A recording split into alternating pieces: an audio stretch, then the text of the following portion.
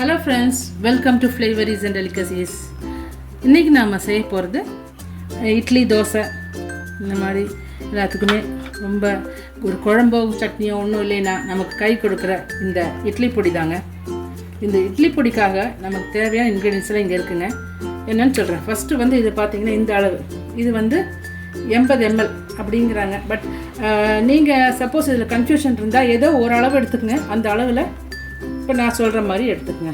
இது பார்த்திங்கன்னா வெள்ளை உருட்டு உளுந்து, இது வந்து இதில் 2 அளவு, இதுவும் 2 அளவு. இது வந்து கடலைப்பருப்பு 2 அளவு. ஸோ உளுந்தும் கடலைப்பருப்பும் 2 அளவு எடுத்துக்கங்க. இது வந்து எள்ளுங்க, வெள்ளை எள்ளு ஓரளவு போதும். கொள்ளு இதுவும் ஓரளவு இதுதாங்க. அப்புறம் மிளகா பார்த்திங்கன்னா வரமிளகா காரத்துக்கு இதில் வந்து 20 மிளகா இருக்குது. இது வந்து கலர் கொடுக்கறதுக்காக ஒரு 3 காஷ்மீரி சில்லி. இதில் வந்து ஒரு 9 பூண்டுங்க நசுக்கி எடுத்து வச்சுருக்கேன். அப்போ ஈஸியாக உங்களுக்கு வந்து ஃப்ரை பண்ணும்போது சரியாயிடும், சீக்கிரமாக ஆகும். இது வந்து கொஞ்சம் கருவேப்பிலை, இந்த அளவுக்கு பெருங்காயம், கட்டி பெருங்காயம் பொடி இருந்தால் அதுதான் இருக்குன்னு அதுவும் எடுத்துக்கலாம், பிரச்சனை இல்லை. இது வந்து 1 டேபிள் ஸ்பூன் நிறைய உப்புங்க, கல் உப்பு, இதெல்லாம் வேணுங்க. இப்போ வந்து நாம் வந்து வறுக்க ஆரம்பிச்சிடலாமா? ஃபஸ்ட்டு வந்து உளுந்து போட்டுக்கோங்க. ரொம்பவும் ஃபுல் ஃப்ளேமில் வைக்காமல் ஒரு மீடியம் ஃப்ளேமில் வச்சு லைட்டாக ப்ரௌனாக வர வரைக்கும், லைட் ப்ரௌன், ஒரு கோல்டன் ப்ரௌன் கலரில் வர்ற அளவுக்கு நம்ம வந்து வறுத்துக்கலாங்க.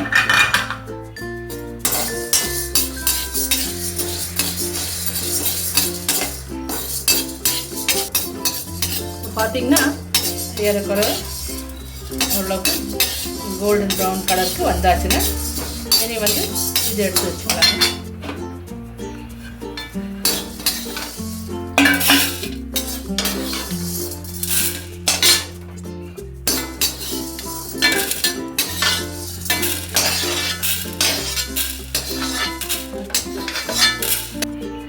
இப்போ அடுத்தது கடலைப்பருப்பு எடுத்துக்கலாங்க.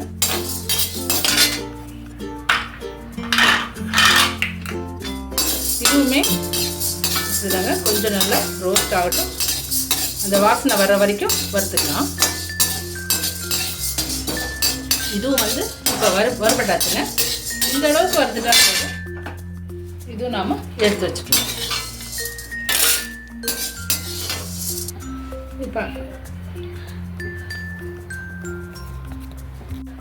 இப்போ வந்து கொள்ளு வறுத்துடலாங்க. இது வந்து கொள்ளு இதெல்லாம் சேர்க்கறதுனால ஓரளவுக்கு ஹெல்த்தியான இட்லி பொடி தாங்க. இப்போ இதில் வந்து இப்போ இந்த நம்ம வெள்ளை உளுந்துக்கு பதிலாக இந்த தோல் உளுந்து இருந்தால் கூட அது இன்னும் நல்லதுங்க. இப்போ இல்லாதனால அதை நான் யூஸ் பண்ணல, இருந்தால் நீங்கள் அதை கூட யூஸ் பண்ணிக்கலாம். இந்த கொள்ளுமே நல்லா ஓரளவுக்கு நல்லா ஹீட் ஆகணுங்க. லைட்டாக வெடிக்கும் கொள்ளு, சின்ன தீயிலே அப்படியே வறுத்துட்டே இருக்கணும். இப்போ வந்து கொள்ளு ஒவ்வொன்று வெடிக்க ஆரம்பிச்சிருச்சு, அதுவும் நல்லா ப்ரௌன் ஆயாச்சு. இப்போ இதை எடுத்து போட்டுக்கலாங்க.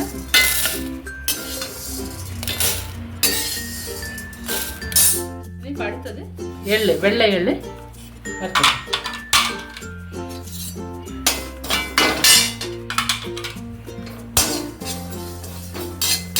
அதுவுமே லைட்டாக வெடிக்குங்க.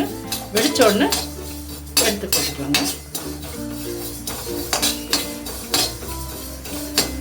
கருப்பெள்ளு கூட ஒரு ஆப்ஷன் எடுக்கலாம். அது இந்த வெள்ளை எள்ளு கொஞ்சம் கலராக இருக்கும், கருப்பெள்ளு போட்டால் இட்லி பொடி கொஞ்சம் பிளாக்காக இருக்கும், அவ்வளோதாங்க.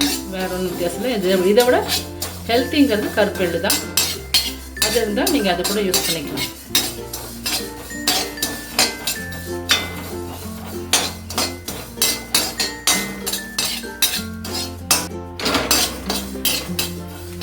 இப்போ வெடிக்க ஆரம்பிச்சிருச்சுங்க. இப்போ எடுத்துக்கலாம், ஆயாச்சு.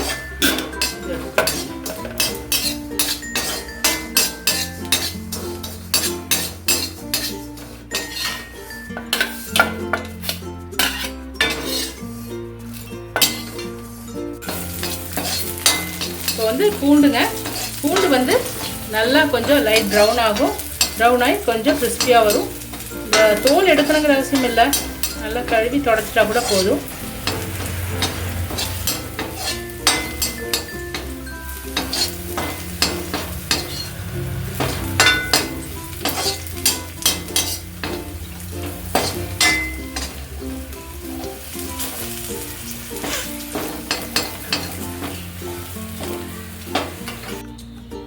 காயம் எடுத்துடலாங்க. பெருங்காயம் வந்து அது ஃப்ரை பண்ணி எடுத்துடலாங்க. இப்போ பெருங்காயம் வந்து வறுத்து எடுத்தாச்சுங்க. இனி அடுத்தபடியே வரமிளகா அது ஒரு 20ங்க. இது ஒரு காஷ்மீரி மிளகா. இது எல்லாமே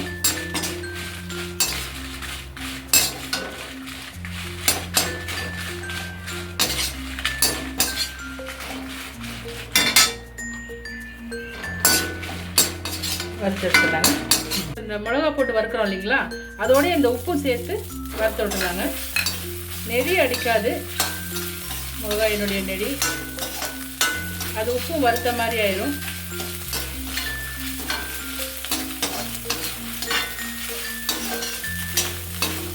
இது உப்பு சேர்த்து வறுத்தோம்னா மிளகா பொடி வந்து அது தீர்ற வரைக்கும் அது நமக்கும் போகாது, அந்த மணமாகவும் இருக்கும். ஸோ எப்போ மிளகா பொடி வறுக்கும்போது உப்பு சேர்த்து நம்ம வந்து வறுத்துடலாங்க.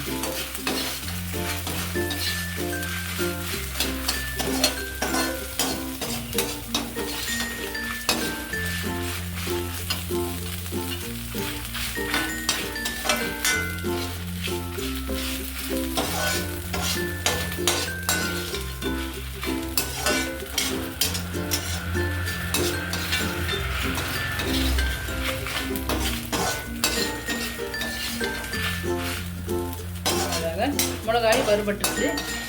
இனி நாம் வந்து எடுத்து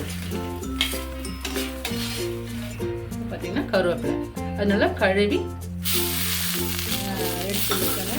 இப்போ சும்மா ஃப்ரை பண்ணால் போதும். அந்த தண்ணியெல்லாம் வற்றிடும், ஈரமெல்லாம் போயிடும். கொஞ்சம் அப்படியே முறுமுறுன்னு ஆற வரைக்கும் இந்த கருவேப்பிலையை அதிகமாக எல்லாம் ஃப்ளேம்க்கெல்லாம் வேணும்னு சொல்லிங்க சிம்மில் வச்சு வறுத்து எடுத்துக்கணும்.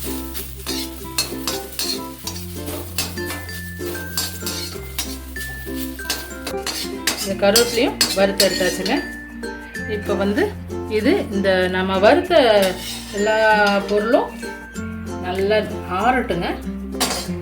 ஒரு அரை மணி நேரம் அப்படியே ஃபேன் காற்று கடியில் வச்சா ஆறிடும். அதுக்கப்புறம் பொடி பண்ணிக்கலாம். அவ்வளோதாங்க, ஆறட்டுங்க, அப்புறம் பொடி பண்ணிக்கலாம். அதெல்லாம் நல்லா ஆறியாச்சுங்க. ஃபஸ்ட்டு வந்து நாம் வந்து இந்த மிளகா, இந்த பெருங்காயம் இதெல்லாம் முதல்ல போட்டு அரைச்சி எடுத்துடலாங்க.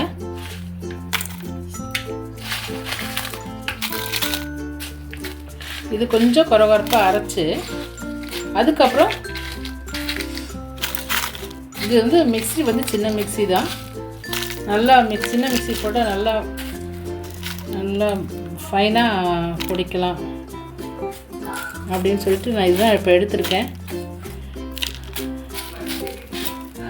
இப்போ இது ஃபஸ்ட்டு பொடிச்சு எடுத்து வந்துடலாங்க.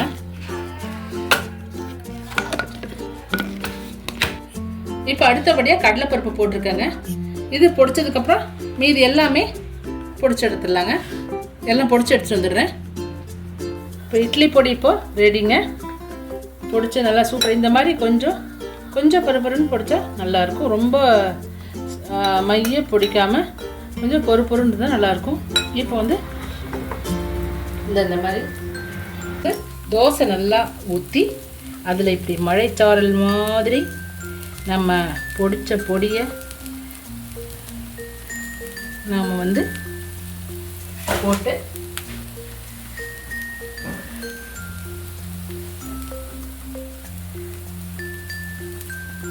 அப்படியே திருப்பிட வேண்டியதுதாங்க.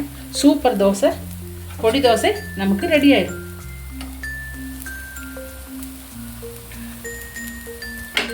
இப்போ இது தோசை ரெடி ஆயிடுச்சுங்க.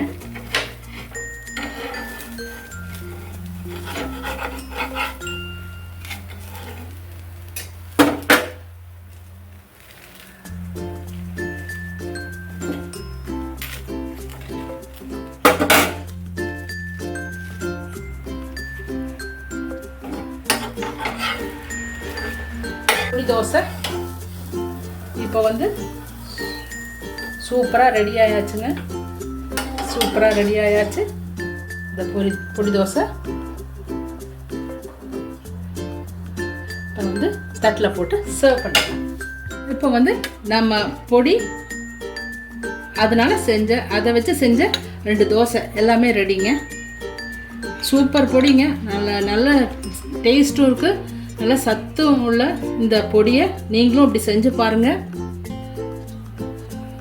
கண்டிப்பாக உங்களுக்கும் பிடிக்கும்.